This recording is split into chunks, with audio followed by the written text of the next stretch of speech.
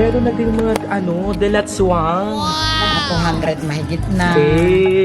What a progress! Nung una mga chichirya lang yung natagpipiso. Ngayon may tag-7 na. Ito, nakakatuwa kasi kahit paano, marami na akong suki. Ay! Dana!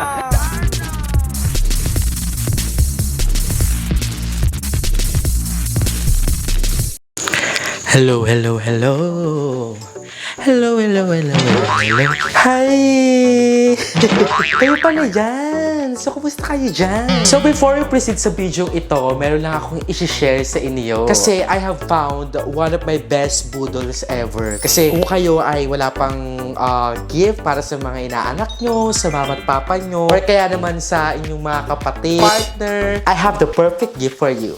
Ito yung boodle na sobrang worth it.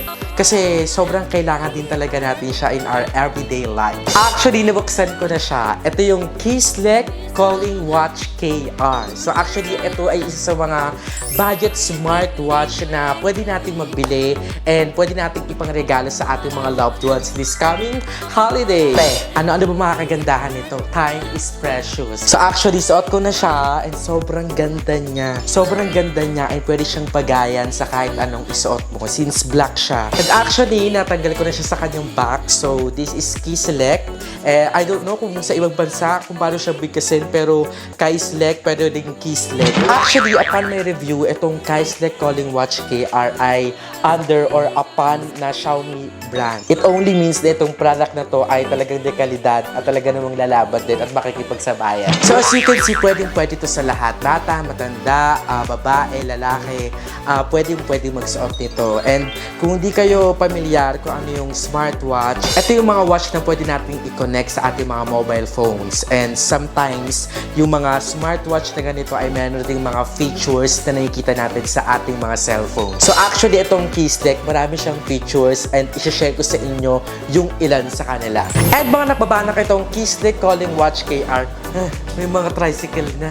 And ayan, as I was saying, masasabi ko talaga na itong Kisleck Calling Watch KR ay isa sa mga pinakabonggang alam ko na smartwatch kasi bukod sa budget-friendly siya, meron siyang mga advanced features na i-explain ko rin sa inyo mamaya. And pag suot nyo siya mga nakbabanak, hindi siya yung bakal talaga. Yung weight niya hindi pambakal. It is something like aluminum. Pero pag once na suot-suot mo siya, mafe-feel mo pa rin yung pagka-premium ng quality ng watch na to. It's been a month na ginagamit ko na siya mga nakbabanak. So ilang beses siyang najulog, ilang beses na siyang nabasa, ilang beses na siyang tumalapon kung saan-saan. Hindi naman ako burara, pero kasi may mga aso ako dito sa bahay.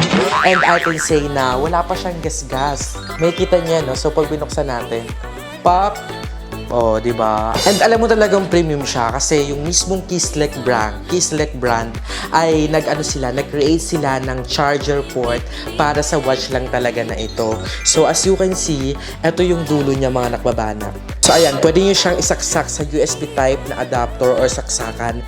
And yung pinakatulo niya, it is made only for this kind of smartwatch. So ang brainy ng Kisleck kasi it will teach you also na maging wag burara. Kasi pag once na nasira siya or eto ay nasira, naputol ng aso, hey, hindi ko lang sure kung saan pwedeng kumuha. Pero you can contact the Kisleck brand of course para if ever mag-request or ganyan. Pero ang galing, ang ganda ng idea nila. Pag once na nag-isa-isa natin yung features ito, alam ko nga abutin tayo ng siyam-siyam. Pero i-share ko na lang sa inyo yung top 10 na I find useful and very helpful pag itong smartwatch na to ang ginamit niya. First, the calculator. For the record mga nakbabanak, yung calculator naman ito ay hindi siya yung scientific calculator. Pwede nating magamit pag once na nasa labas ka, tapos medyo nabubukas sa map. So pwede kang gumamit instead of magdala ka ng calculator talaga. You can do it sa ating smartwatch na to. Next feature ay meron siyang 70 sports mode. So imagine meron siyang 70 sports tracking. So pag once na kayo ay nagja-jogging, training, na kung saan pwede mong matrack kung ano na ba nangyari sa katawan mo. And at the same time, water resistance din siya. So pag once na nagja-jogging ka and syempre nagpapawisan ka, basa yung kamay mo, it's really okay kasi meron siyang IP68 water resistant. And actually, similar siya sa mga iPhone kasi parang ganun din sila. And another great feature nito ay meron siyang siyang mga built-in games. So, dalawa lang actually. Meron siyang Flappy Bird at saka yung number. So, ayan, inibad ko para makita niyo. Pwede ka maglaro ng Flappy Bird at saka ng number Klotsky. So, ayan, touchscreen na kasi yan. So, pag bored ka or kaya, ayan o, nakikita nyo? Then, so if ever nalobot yung phone mo sa daan and nasa jeep ka, bored ka, pwede ka maglaro ng Flappy Bird or kaya number Klotsky. Galing! And in fairness, ito pala yung smartwatch na nagamit ko na meron siyang built-in game. Next one is you can check your notification center sa watch na ito. So, ano nga bang notification? Siyempre yung phone na connect sa smartwatch na ito. Pero I realize, pag sa sobrang haba ng messages ng notifications, minsan hindi na siya nababasa sa watch na to. Next is voice assistant. So, through your phone, pwede nyo nang tawagin si Siri para lang utusan na pupunta ng Google. So, sobrang useful nun kasi pag nasa daan ka din, you don't need to type it sa Google, sa Safari. You just need to connect it and pwede na kayong mag-command. Ang next naman, sobrang love na love ko tong feature na to. Ito yung music player. So, pag once na kayo ay nasa labas, nasa biyahe, or nag-workout, naglalaba, ganyan, hindi mo na kailangang i-touch yung phone mo. Pwede mo nang ilipat yung kanta at pwede mong hinaan or lakasan. Pwede na yan. And of course, isa sa mga pinaka-highlights ng smartwatch na to ay ang Bluetooth calling.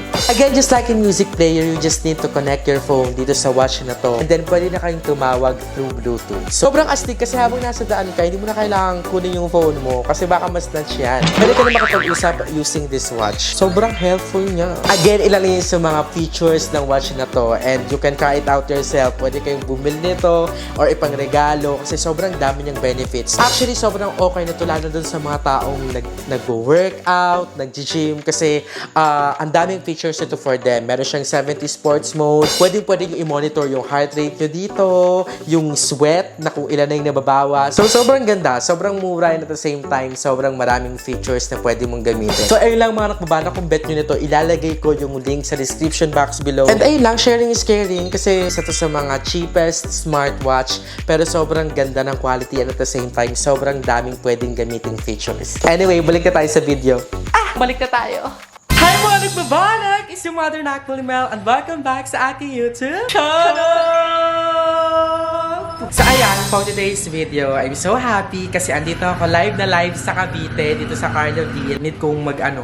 Need kong i-reset yung mindset ko. I mean, i-reset yung utak ko sa mga kaganapan kasi ilang weeks ako nandun sa Kaingin and sobrang sad doon kasi araw-araw halos 3 pamilya yung naglilipat. Tuwing madaling araw, nagugulat ako, may mga humahakot ng gamit. And siguro mag-update ako about demolition, about sa bayaran, sa mga susunod na vlog. Pero umuwi muna ako dito para kamustahin din sila mama, kung okay pa ba, kung may laman pa ba yung ref, and yung tindahan check. And syempre yung mga babies ko, yung mga aso ko, na-miss ko din kasi si Roger at si Sky. And of course sila mama. Need ko talaga ng hug ni mama at papa kayo. So, dami kasi nating mga eksena, daming mga kaganapan. Hindi na din ako mag-vlog for the last few weeks. Kasi, no, we're going through something. Pero, ayun, umuwi ako dito para i-reset ulit yung utak natin sa mga bagay-bagay. So ngayon, dito ako sa Cavite and ayan, meron kaming yayamaning ulam for today. Nagluto si mama ng miswa ng may sardinas. Wow! Hindi kayo arte. Tama di ba ma? Miswang may sardinas. So, ayan yung dapat inuulam ng mga mayayaman. Relatable. Sobrang mahal ng onion. In-skip na namin yung onion. Mahal ng onion mo, diba? Oo. Ayan, ngayon naman is si mama. Wait, tayo sa front cam ko. So, tindahan check tayo ma. How was it? Ayan, ito, nakakatuwa kasi kahit paano, marami na akong suki. Ay, okay. Nakakamagkano ka na kasi dati less than 100 lang, diba? Ngayon ma. Mga 200 mahigit na. Hey, what a progress. Pag anong ano yan Oo, hindi pa ganong... Pero, grabe, sobrang thankful ako kay Lord. Kasi nung una mga chichirya lang yung natagpipiso. Ngayon may tag-7 na. Weeks na ako bago pa ako bumili at tindahan ni Mama. Si Mama na yung nagpapaikot. So, ayun lang. Sobrang happy ko lang kasi kahit paano yung pera na pinambili natin ma, diba? Ng mga pangtinda, umiikot na siya. Na babudget na ni Mama. So, ayan, nakapag-pundar na rin ng mga ganyan, di ba? Tapos, naloka pa ako kabog. Meron na din mga, delatswang. Nabili na nga yung ano eh. Nabili na yung iba. Diba? May dalatswang na siya kang mga ganyan-ganyan. Tapos andito yung dalawa, no? Sky, no? Sky! Hi! And si Roger. Roger, dito ka. Hi, Roger! So, okay naman ang dalawa. Wala nang dog food yan. Dila-dila na yan, pero wala na mga pagkain ng mga yan. Nagsinangag yan kanina. Tapos kagabi, kanin na ang ulam. Ano ba? Kumain sila ng kanin, wala silang kakainin dahil naubos na yung dog food nila. So- Ang pinaulam ko sa kanila yung ano, yung ampalaya. Kumain. Itlog, kumain. Ay! Pwede na pala sa inyo yun eh. Vegetarian na pala kayo eh. Hindi na maarte ang Roger ko, no? No, hindi na maarte. Na-happy lang ako ng tuluyan kasi small progress is a progress. Nung nakaraan nga, si Mama tumawag sa akin.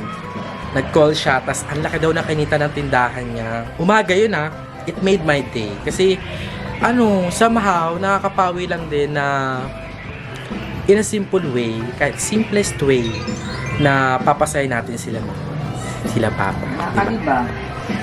Ano ba? Nakalibang. Nakalibang ka. Maganda rin, sa sinasabi lang kahit piso-piso, pag naipon yan, Pero ang ano lang dyan, kahit nga pambili ng bigas. Kaya nga. Ganun. Pambili Tapos level up, may mga tinapay suwan. wala na, ubos na nga eh. Ay, namibili. Oo, nabibili siya.